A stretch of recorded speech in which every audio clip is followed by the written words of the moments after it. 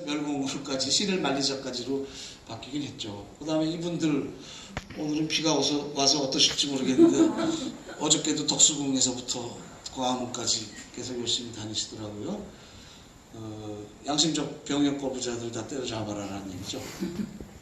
그 다음에 박근혜 정부 시절에 통일교육, 평화교육은 다 없어지고 나라사랑교육, 안보교육 이런 걸로 해서 이 장갑차, 무기들을 학교로 가져와서 아이들에게 체험하게 한다는 거. 다 북을 경계의 대상으로 규정하고 언제든지 준비해야 된다.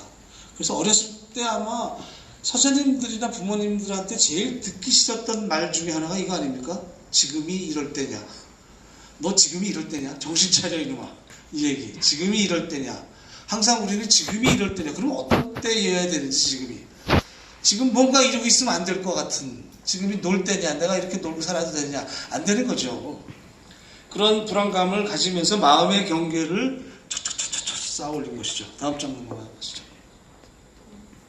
이렇게 마음의 경계가 아주 굳게 높이 있습니다. 접니다 이게. 북아일랜드 가면 자이언트 코즈웨이라고 굉장히 유네스코 지질 유산이 있는데요. 그 유산에 이렇게 높게 쌓여 있어서 제가 보면서 야 이게 참 분단의 경계만큼 높구나. 그래서 제가 이거를 나 혼자 쓰러뜨릴 수 있을까, 넘어갈 수 있을까 이런 생각을 했는데 다음 장 가실래요? 사실 이거 카피입니다. 이 르네 마그리테라고 하는 화가가 이런 그림을 그렸습니다. 이런 그림 보신 적 있을 거예요. 파이프 보신 적도 그 화가예요. 근데 그 화가 이런 그림을 그렸는데 여기 써 있는 게 레브입니다. 불어로 꿈인데 그 꿈이 아마 굉장히 이제 막 변질되고 왜곡된 것 같아요. 그래서 이렇게 장벽이 되어버렸어요. 장벽이 되어버렸고 여기 두 사람 있죠. 두 사람이 대화하고 있는데 이 그림의 제목은 대화의 기술입니다. 근데 이 사람의 이 두 사람 둘의 대화라는 건 굉장히 보잘것없죠. 들리지도 않을 거예요. 이 장벽 너머로 가지도 못할 것이고 처음에는 자기들이 두 사람 사이에 어떤 꿈을 꾸었는지는 몰라도 그 꿈이라는 것은 이 사람들에게 어떠한 굉장히 십자가가 되거나 덫이 되거나 굉장히 부담이 돼버린 거죠. 그 그림을 보고 앞장으로 다시 가주실래요? 제가 한 사람은 없어서 저만 이렇게 혼자 이렇게 대화의 기술을 생각하고 있는 사진. 이것이 남과 북 그리고 우리 사회 안에 있는 마음의 경계를 상징하는 건가 아닌가 생각을 해봤습니다. 다음 넘어가셔야 됩니다. 자, 그럼 마음의 경계에 대해서 어떤 제가 생각을 갖고 있고 그 다음에 드시는 분들과 같이 우리 사회에 있는 마음의 경계를 걷고 북쪽 사회랑 어떤 공통의 경험을 통해서 마음의 경계를 낮추는 경험을 해보자 라고 해서 어깨동무를 만들어서 어떤 일을 할까 해서 처음에 자기 얼굴 그림 그리기를 시작했죠. 아마 여기도 참여하시는 분들이 있을지 모르겠어요. 96년 6월부터 용산가족공원에서 우리 어린이들이 자기 얼굴 그림을 그려서 북쪽에 있는 친구에게 주자. 북쪽에도 내가 편지를 전할 또래가 있다라고 우선 생각해 보게 하는 거. 그것도 상상이죠. 그죠? 그 다음에 나를 소개하자. 제일 진솔하죠. 글씨 쓰면은 또 여러 가지 우리 집에 말이야 차가 BMW가 있는데 이렇게 가기 시작하고 우리 아파트는 37평밖에 안 돼. 뭐 이런 우리 그런데 아파트 값이 25억 원으로 올랐어. 압구정동 현대 아파트가 26억이라는데 지금 그새 올랐대요. 26억이야. 너네는 집은 얼마니? 이런 거 글씨를 쓰기 시작하면 이제 안 되기 때문에 오히려 첫 단추를 꿰기 안 좋기 때문에 이제 얼굴 그림을 그리자. 그래서 시작을 했죠. 그래서 평화교육에 그게 이제 씨앗이 됩니다. 그러다가 북쪽이 그 당시에 굉장히 굉장히 힘들었죠. 그러니까 사회주의 경제 블록이 다 무너져 내렸죠. 사회주의끼리는 문물 교환을 했거든요. 북이 기름이 안 나니까 이를테면 사과를 갖다 주면은 기름을 주고, 그다음 북이 있는 석탄을 갖다 주면은 페니실린을 주고, 뭐 이런 식으로 사회주의 국가들이랑 문물 교환을 했는데 화폐로 무역을 하는 것이 아니라 사회주의 경제 블록이 다 무너졌죠. 거기다가 홍수와 가뭄이 거쳐서 몇 년 왔어요. 그래서 큰물 피해라고 우리는 홍수라고 얘기하는데 큰물 피해가 90년대 중반부터 막 나기 시작해서 1996년, 7년, 8년 들어서는 굉장히 피해가 심했습니다. 근데 외부에 잘 알려지지 않았어요. 그래서 북쪽의 기아를 깊고 조용한 기근이라고 그랬어요. 깊고 굉장히 사람들의 일상과 뼛속에까지 전 국토에 다 퍼져 있는데 조용해요. 밖으로 탈출하는 사람도 별로 없고, 그 당시만 해도 외부에 기자들이 가서 취재하고 알리는 기회도 없고. 근데 96년인가 7년인가 책에 정확히 써 있습니다. 그 유엔에 북이 공식적으로 도와달라고 요청을 하죠. 남쪽에는 요청 안 했어요. 창피하니까. 유엔에 요청을 해서 그 남쪽에서는 이제 시민 단체들 중심으로 야 우리가 도와야 되지 않느냐 해서 고난의 행군은 굉장히 비극적인 사건이에요. 40만에서 100만 정도 죽은 거로 추정하거든요. 굉장히 많은 인원들이 죽었고 오랜 기간 동안 그 고통의 흔적이 남아있는데 어떻게 보면 그래도 불행 중 다행으로 계기가 됐어요. 남녘 사람들이 북녘 사람들에 대해서 생각해 볼 수 있는 계기가 됐고, 야 거기가 힘드니까 우리가 좀 돕자라는 계기가 됐습니다.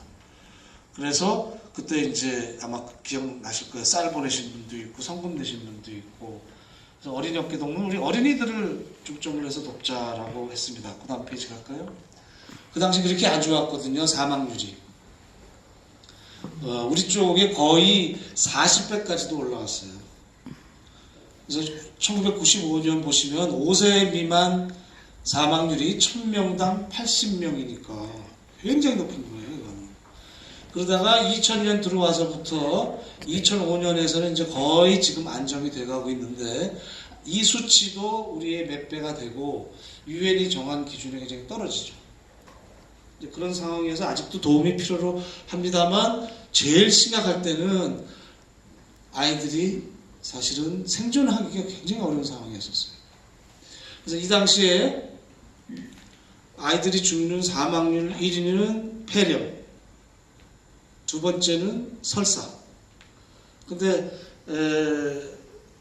스스로가 어렸을 때나 혹은 아이를 키워보신 경험을 되살리면 어렸을 때 폐렴 한 번 안 걸려본 아이는 없어요. 감기에서 자칫하면 폐렴으로 가기 쉽고 설사 안 해본 아이는 없어요. 그죠? 설사는 하죠. 아이들이 다. 그런데 폐렴이나 설사나 수액이나 항생제만 있으면 금방 낫거든요. 수액이나 항생제가 없는 거예요. 그러니까 북쪽에서 이렇게 아이들이 많이 죽어올 수밖에 없었던 거죠. 그 다음 슬라이드 볼까요? 영양상태입니다. 이게 만성영양장애, 저체중, 급성영양장애. 이를테면은 나이에 비해서 아주 빼짝 마른 경우 만성영양장애 이런 것들인데 이 98년도 당시에 보면은 북녘 어린이 중에 66%가 만성영양장애고 그 다음에 그 중에 저체중이나 급성영양장애 이렇게까지 하면은 영양장애를 가진 인구가 66%, 50%, 47%, 지금도 몇 퍼센트예요? 32%거든요. 2009년이 최근의 통계고 2012년에 나온 거가 있는데 요 수치는 그게 크게 많이 안 변했어요. 근데 급성영양장애도 그렇고 만성영양장애도 그렇고 15세 이전에 복구가 안 되면은 평생 영향을 미치는 겁니다. 특히 7, 8세 고중 시기에 급성영양장애 같은 경우는 인지발달에도 충격적인 영향을 주거든요. 또 미세 영양소 결핍, 비타민 A, B, C, D 뭐 이런 것만 필요한 것이 아니라 비타민 C가 모자라면 뭐가 걸리죠?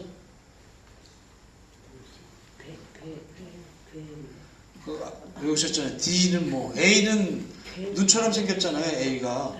그래서 A는 이 야맹증이 걸리는 거고 저희 주입식 교육 받은 세대여 갖고 D는 각기뼈니까 꼽추처럼 등이 그렇게 휜다.